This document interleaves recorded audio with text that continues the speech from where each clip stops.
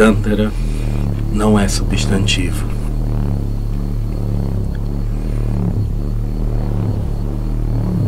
É verbo, ação,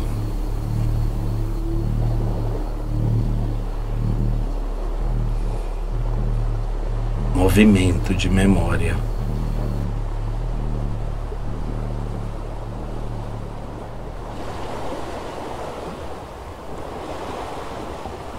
E como todo verbo, deve ser conjugado de acordo com o seu tempo.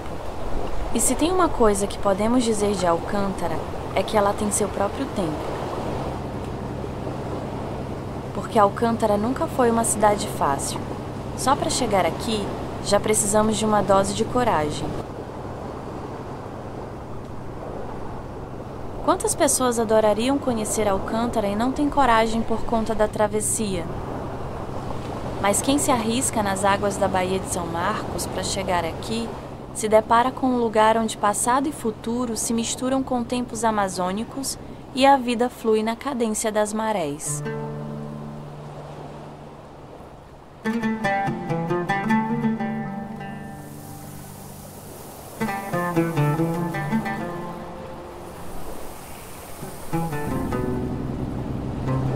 Antes de tudo, gostaria de te contar uma coisa. Alcântara não é uma ilha, apesar de muita gente achar isso.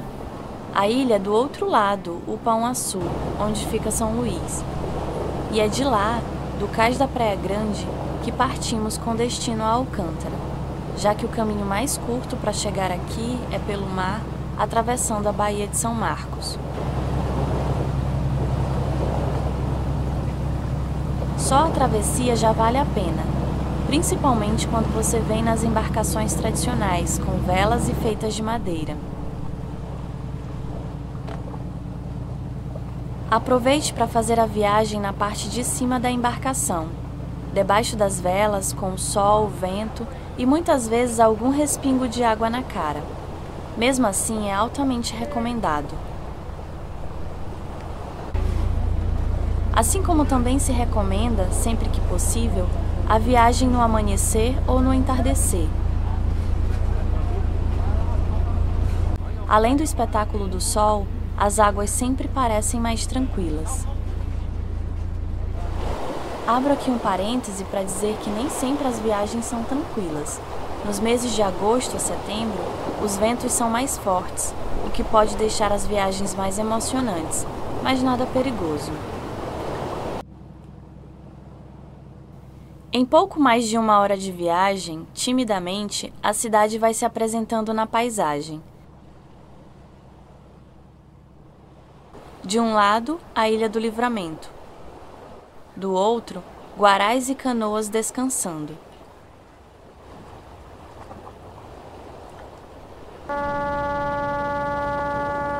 Até hoje, a chegada das embarcações em Alcântara é um momento de expectativa para quem está desse lado de cada Baía de São Marcos.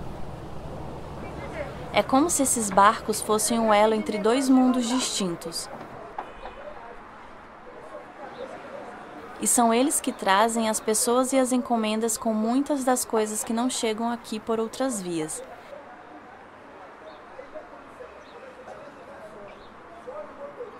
E acredite, muita coisa não chega aqui.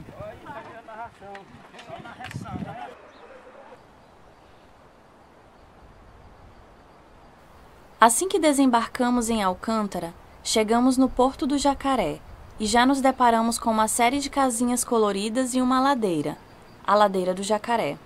Ladeira essa que provavelmente você subirá, não só por prazer, mas também porque é o rumo de quase tudo na cidade para quem chega pelo porto.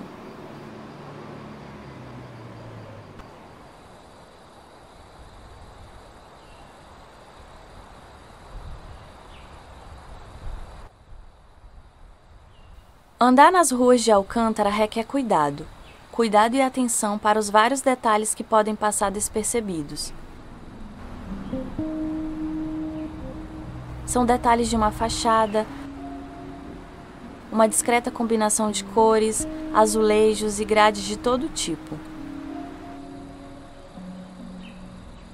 Portas desbotadas e cansadas de abrir, trancas de ferro que já não guardam mais nada, lampiões que mal iluminam as ruas, plantas que nascem nos locais mais improváveis. A vida acontece onde a gente pensa que não há mais vida, e assim a cidade vai seguindo.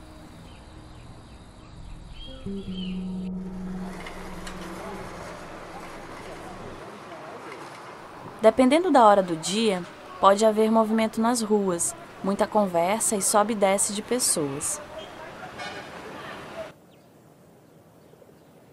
Mas também tem um momento em que parece que a cidade inteira dorme. Os pombos e andorinhas silenciam nos beirais e tudo que é vivo se aquieta.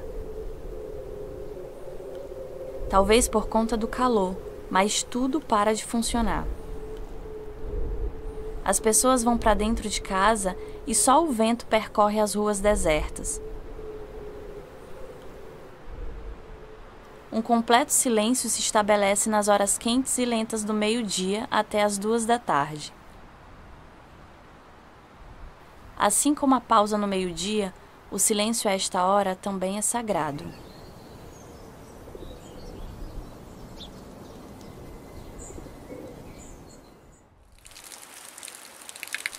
Nesse silêncio, só o correr das águas nas fontes permanecem para dizer que a cidade não está morta. Vagarosa, a água percorre por debaixo da terra, adentra nos quintais e chega sorrateiramente nas fontes e poços escondidos espalhados por toda a cidade.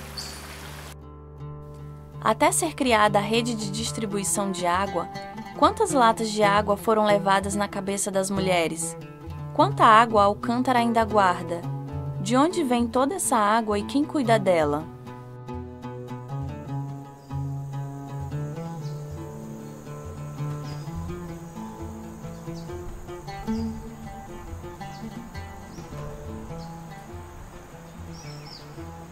Um esquecimento quase proposital reluz nos velhos sobrados.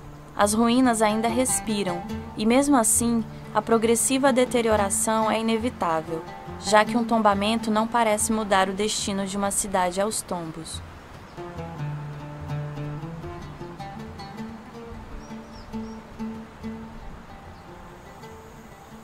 As ruínas são muitas, permeiam toda a cidade, assim como as dezenas de casarões vazios, silenciosos e esquecidos, que aos poucos vão deixando de existir.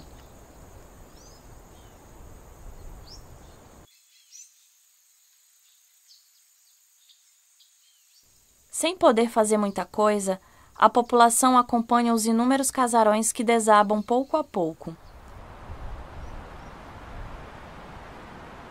Uma parte do telhado nesse inverno, o assoalho no próximo, logo cai o reboco das paredes e a casa fica sem portas e janelas.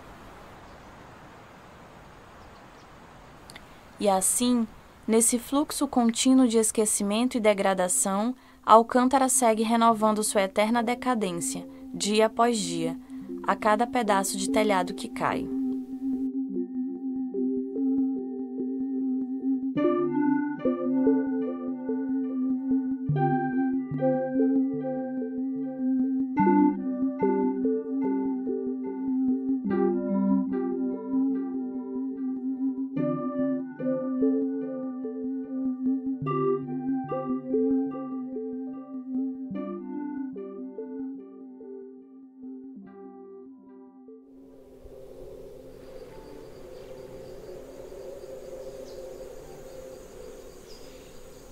Em meio a tantas ruínas, uma delas é destaque, a ruína da Praça da Matriz, ou Igreja de São Matias. Dizem que há algum tempo um raio caiu bem no topo da igreja. Caindo o raio nela ou não, não sobrou muita coisa da antiga igreja, hoje ruína. Mas mesmo assim você pode entrar nas 2 torres laterais e observar as várias inscrições, dizeres que se desbotam e outros que perduram nas paredes internas. Observe os arcos que se formam, camadas e mais camadas de pedras e histórias sobrepostas.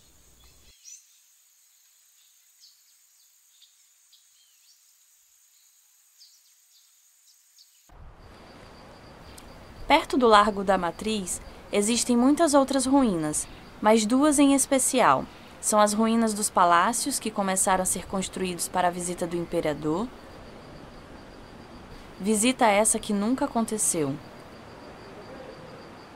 Josué Montello já falava delas em seu romance A Noite sobre Alcântara.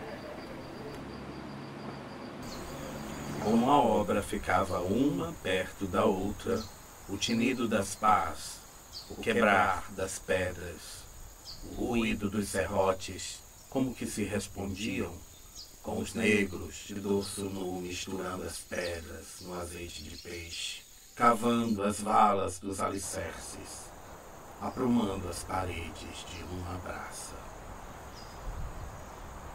Ao entrar nessas ruínas, podemos ver as paredes de uma braça e quase podemos escutar as pás e os serrotes trabalhando. Quase, porque no meio disso tudo, hoje, quem toma conta dos palácios são as plantas, que crescem vigorosas, sobretudo no período das chuvas, espalhando os seus ramos teimosos nas paredes inacabadas e corroídas pelo tempo. O tempo, essa variável que em Alcântara age de forma diferente. Age sorrateiramente, transcorrendo e transformando paisagens, como a de uma das ruas mais bonitas de Alcântara, uma rua de ruínas, assentada e fundada em largos baldrames de pedras vermelhas, óleo de mamona e muito trabalho escravo. Já foi conhecida como Rua da Bela Vista, com seus casarões e sobrados dispostos um ao lado do outro, onde a aristocracia alcantarense observava a paisagem para a Baía de São Marcos. Hoje, já não chamam Bela Vista, e sim de Rua da Amargura. A Bela Vista permanece. As ruínas, apesar de tudo, permanecem. E é entre essas ruínas que podemos encontrar pequenos retratos da vida real. E no enquadramento perfeito sobrepor espaços e tempos nesse território de afetos e resistências.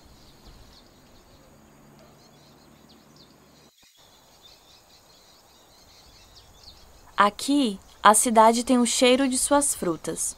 São pitombeiras e goiabeiras nos quintais das escolas, bananeiras emergindo nos quintais das casas e nos barrancos, mangueiras centenárias, cajueiros, cajazeiras, coqueiros, açaí, bacuri, buriti.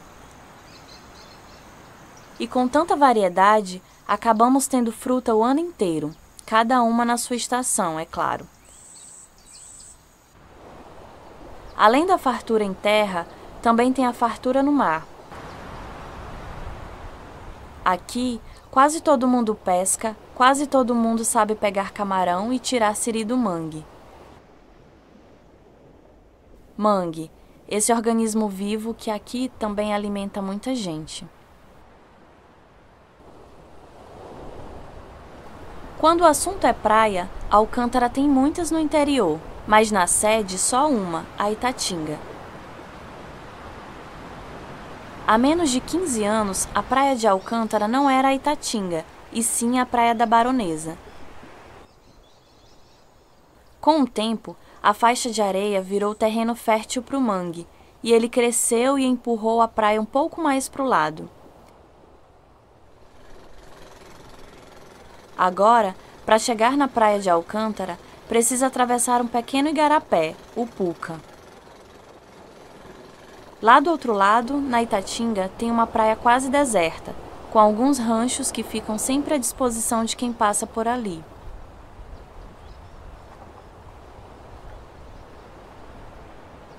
Na Itatinga, encontramos área de mangue e faixa de areia, que pode ser grande, mas também pode ser mínima. Tudo vai depender da maré. E atenção, a maré aqui não é quase relevante como em muitos lugares, ela é determinante. Aqui a maré pode chegar a 8 metros, varia tanto que muda completamente uma paisagem. E como o braço do Puca está diretamente ligado ao mar, na maré baixa fica quase seco.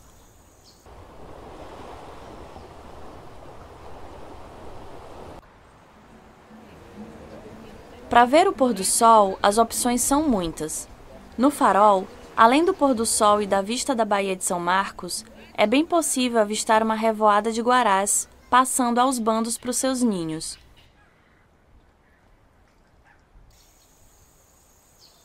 No Largo do Desterro, a paisagem é parecida, porém mais intimista. Além da paisagem e um par de sinos para tocar, tem uma singela capela, a Capela do Desterro. Mas se você caminhar só mais um pouco, é possível que encontre facilmente algum outro lugar que te faça querer parar para ver o sol se despedindo por mais um dia. Em Alcântara tem muita coisa para entender. Uma delas é que aqui só existem duas estações bem definidas, a estação chuvosa e a seca. Basicamente 6 meses de chuva e 6 meses sem chuva. É como se existissem duas cidades no mesmo espaço, onde uma deixasse de existir a cada 6 meses para dar lugar à outra. A paisagem muda, as cores da paisagem mudam, os sons e até os cheiros. Mas preciso deixar aqui algumas observações sobre cada um desses períodos. No período das chuvas, as pragas voadoras são uma constante. Posso enumerar rapidamente ao menos 4 delas: mosquito, maruim, membeca e mutuca. Não dá para ignorá-las. É preciso fazer uma fumaça qualquer ou apelar para o repelente. Mas no período da seca, elas são quase inexistentes.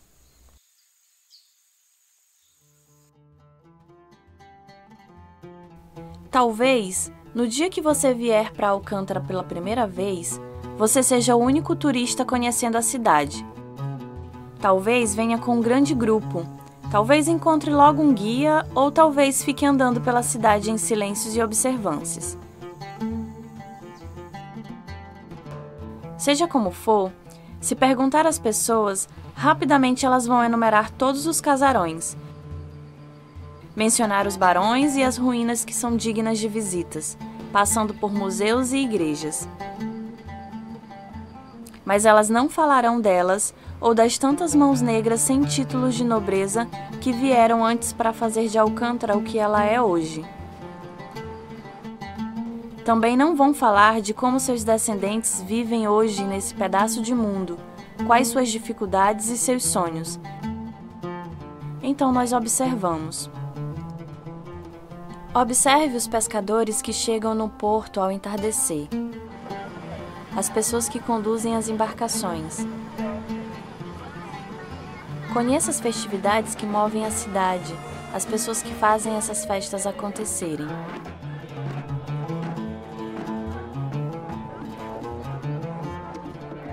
Os tocadores de tambor e as coreiras que dançam para São Benedito nas noites de lua cheia de agosto.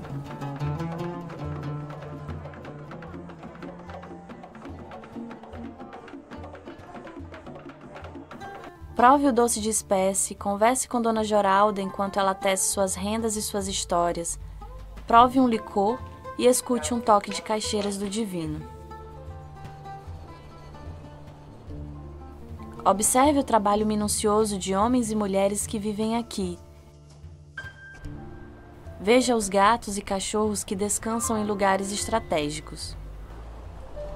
Observe o microcosmo na beira da praia. As águas que se navegam, como se locomovem de um lado para o outro nessas tortuosas ruas de pedra.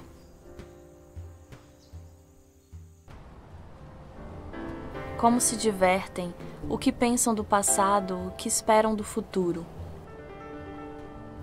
Observe minuciosamente e entenda um pouco mais sobre a cidade e como ela se faz tão única. Mas mesmo assim, talvez você não fique sabendo de tudo, de todas as pessoas que moram em mais de 200 comunidades quilombolas no interior e que Alcântara é a cidade mais quilombola do país. Talvez não saiba que, antes de tudo, Alcântara era território dos Tupinambás. Talvez não saiba do descaso com o rio que abastece a cidade, ou das dificuldades que a população encontra para se locomover para dentro e para fora dela mesma, há décadas. Talvez desconheça a saga das comunidades do interior, como Mamuna, que resistem há 40 anos para garantir seu direito à terra.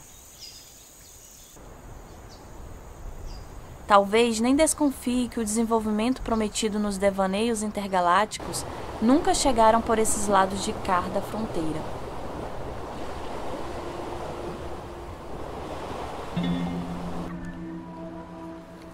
Talvez nem escute falar sobre Mãe Kalu ou sobre a maravilha que é cravar os dentes num bacuri.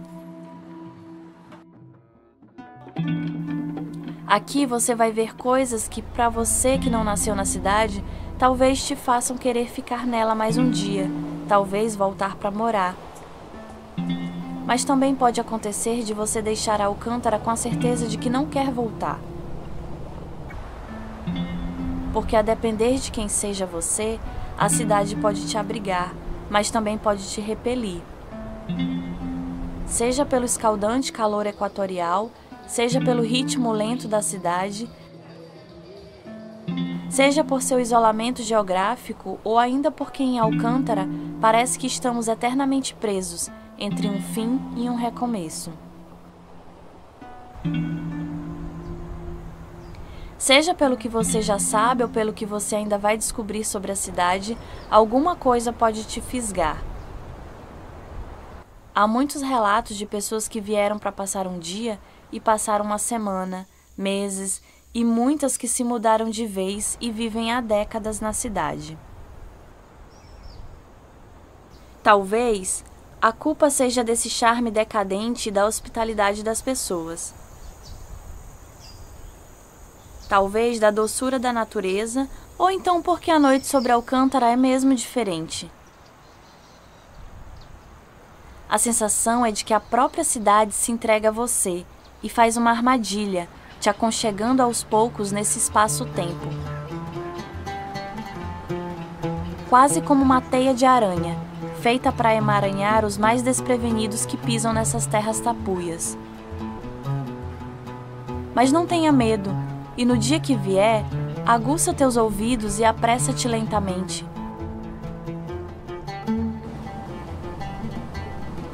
Porque quando atravessamos essa baía e conjugamos o verbo Alcântara, algo também nos atravessa.